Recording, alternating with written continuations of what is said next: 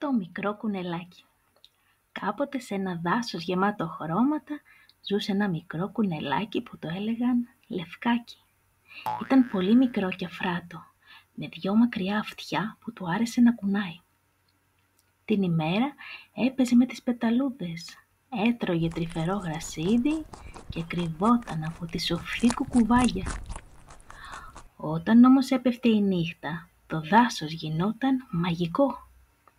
Τα αστέρια άναβαν σαν μικρές λάμπες και το φεγγάρι έστελνε μια ασημένια λάμψη παντού. Το Λευκάκι τότε έβγαινε από τη φωλιά του και άρχιζε τις περιπέτειές του. Μια νύχτα, ενώ έψαχνε για καρότα, άκουσε έναν παράξενο θόρυβο. Φοβήθηκε πολύ, αλλά η περιέργειά του ήταν πιο δυνατή.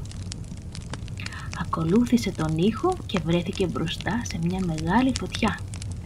Γύρω από τη φωτιά κάθονταν κάποιες μικρές αλεπούδες που τραγουδούσαν. Το Λευκάκι, με μεγάλη του έκπληξη, ανακάλυψε ότι οι αλεπούδες δεν ήταν κακές, αλλά πολύ φιλικές. Άρχισαν να παίζουν μαζί, να τραγουδούν και να χορεύουν.